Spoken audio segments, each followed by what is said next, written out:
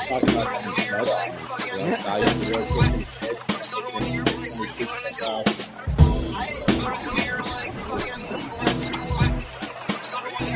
welcome.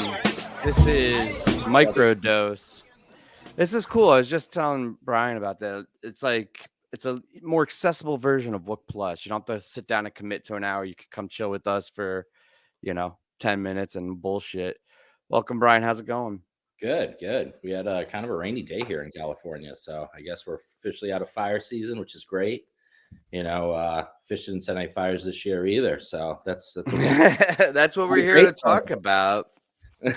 Yeah, and it's funny bringing up the coast right off the top because spoiler alert, am going to stand a little bit for this summer tour and this year, a little bit, not entirely, but I feel like there might be some attendance bias because I caught a lot of shows. It was a very East Coast heavy tour. I think most I've ever caught. I caught like 20 shows this year, and I know because they didn't really go out west at all, and you being out in Cali, you only caught Alpine, right? So yeah. I want to give that context, I think, up front. Just, I don't know if that's enough to frame our opinions, but it's interesting to think about as we go through this. Home and a guy that was on tour. This is great, Right. And and you could argue that being at home, you could actually hear a little bit better because we just learned recently that they actually mix to the stream, not to the house, which is some bullshit. But, and then you're not partaking, I guess. Not that I do, but all right. So let's start off, I think, to start the year the same way PHISH did in New York City in April.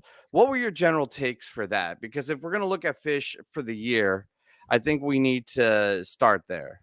So, like, the end of fall 2021 kind of, I always think, bleeds into Mexico and into New Year's. So you kind of have some of the same like patterns and rhythms of everything going on. And I kind of felt like the end of that with New Year's was a perfect end to that year of 2021. A lot of the same synthesizers that Paige was using. And, I felt like after that and going into the summer tour, it kind of changed a little bit. People changed tones. They kind of changed the way they jammed a little bit. So that's why I always think there's a kind of a break there. But going back, Whale Call, hearing that again, fantastic. Really liked the gig. It was great. And they're playing really good. And I guess I can see what you're saying from like the consistency of quality of playing, right, from 2021 into that. Plus, just we're used to having that final event to close the year. So there's almost like a habitual way, even though it was delayed a couple of months and it really threw us off. But it is interesting also to me because I feel like it was such a high to start the year. And for me, I think Dick's was a pretty good high to end the year. And then we had this kind of dip in the middle. No, I agree, though. I think New York was dope. That was a lot of fun, those shows. Yeah. So then they started off down in where they start Alabama this year again. Yeah. So, do you want to just call the whole thing the summer tour? Or are we going to call that the spring tour? Well, that little mini. But yeah, summer tour. Where'd they start summer tour again? Was that? That was in Mansfield, up in Massachusetts. So those were a couple rough shows, and then okay, but I would take Mansfield in Alabama over Arkansas. Right? It was almost like the opposite of the year before. So, like, if we're going apples to apples, if that's kind of the mark right now, 2021, I would take Mansfield or Alabama over Arkansas personally. Yeah, I agree with that too. But they've already played a little bit. They had there wasn't even that long of a gap this year between the end of April when they played, and then they started the beginning of June. Yeah, it was weird. And then they took another break. Was in the middle, I think, too. Yeah. So they took a break. But I don't know. It started off pretty well this year, I think. And up until I don't know what point, then there was a couple good shows in the middle. We had Bethel. I think that Free was in Bethel, which was really good. Dude, that Free. No, the Blossom Free is the one I'm thinking of. That's what it was, right? That was fucking really good. Yeah, that was a gorgeous, gorgeous version of that. And then, you know what was another big highlight of the year? The Yems in general. I feel like the new standard of going to the vocal jam and then back into the jams and the level of execution was just a really good highlight of the year. Yeah, it was nice to hear a couple of the same songs and jamming out. Like, we got a bunch of Sigma Oasises that ended up really well. But yeah, there was a couple. We heard a bunch of Meats, I think, this year, which is good. Big fan of Meat. All right, but you didn't come on here to blow fish, right? Like I know, like I love doing that. But so tell me, what are your grievances? What are your biggest grievances with this year?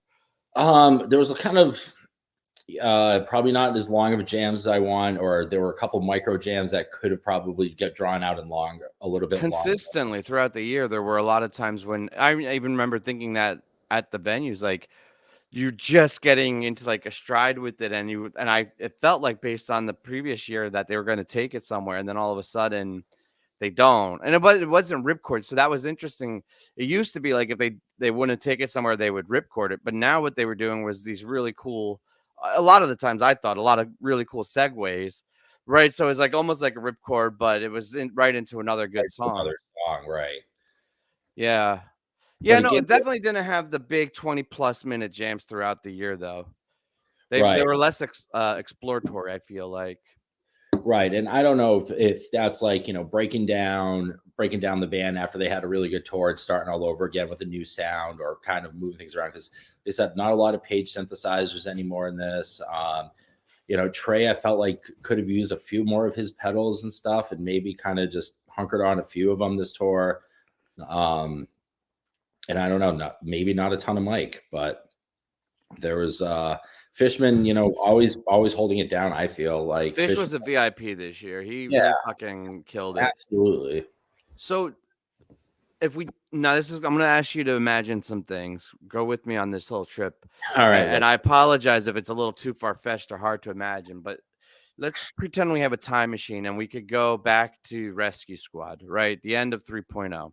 Okay. I know there was a fucking Mexico that I always forget, but fuck that Mexico. Like the 1% of fans went to that. We're not talking about fucking Mexico. You were at that Mexico. Yeah. One stat I always want to cross off is 100% of shows in the year. And I got that. That's sick. All right. That's cool. Got it. All right. But so let's go back to that Mexico / Rescue Squad, right? We're on the trajectory of 3.0. You have no idea the pandemic's really coming.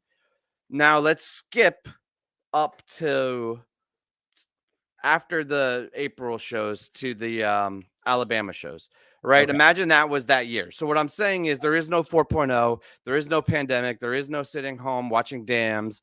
It's just we're looking at a straight trajectory of Phish, and they're playing.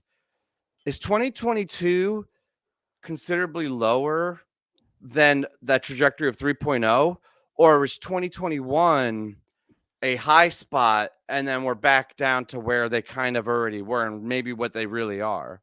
I kind of think that maybe it was, not saying a fluke, but they had a lot of pent up energy kind of that needed to get out. And you know, we all did too. And right. Trey always says that the band feeds off of our energy. And I can say that I felt a little bit of a different energy this year amongst the crowd and the lot and the whole thing versus 2021. Not to say that 2022 wasn't fun. Like I had a fucking blast. And I guess as a disclaimer, like every show, even the worst shows I see are fucking amazing to me. And I love it, right? My favorite show is always my last show. So put that aside. But I think maybe it was just all around 2021 was at such a higher level. It was just on a different playing field. So that's maybe makes 2022 not as appealing. Yeah, I mean, the thing that I think the problem is, like, they know that they have these tricks in their bag and they can pull this stuff when they can. So like, is it a breakdown point? Are we going somewhere else after this? Are they trying to find something now to get to the next level? But like, you know, Phish is always known for switching up all what they do all the time. So we've already got a great 2021. What is there maybe to build off of that one, you know? So let's break it down and try something else again. But do you think 2023 will be a rebuilding year, or do you think they're gonna? I mean, what do you think 2023 is going to be like? And now this is all. I know this is all subjective, but like in your mind, like for your opinions. I mean, what did we see a lot of this year? Repetitive songs and them kind of doing. We got like 15 Sands or something, and I fucking love Sand, but like, come on, man.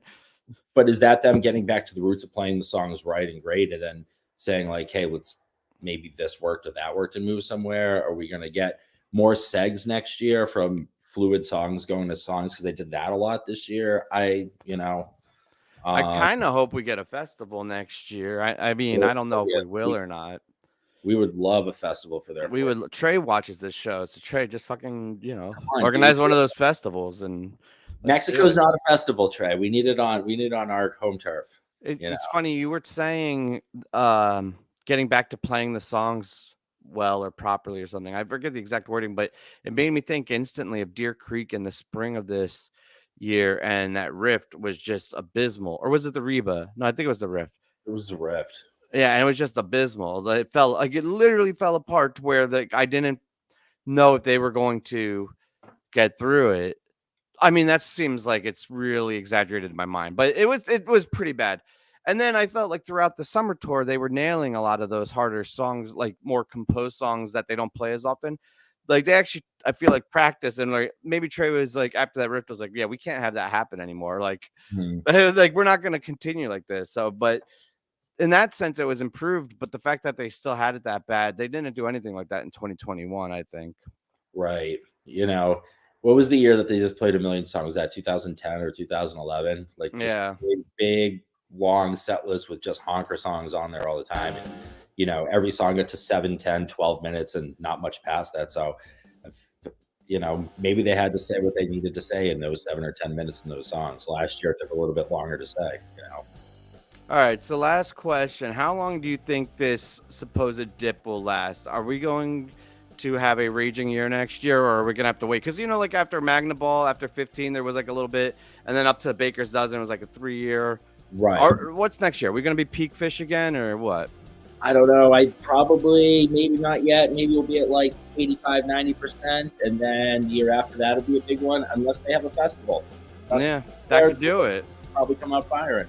All right. Well, thanks for joining. I had a lot of fun with this again. Like and subscribe. I always forget to say that, but please like and subscribe. Do the whole social media thing. We love you.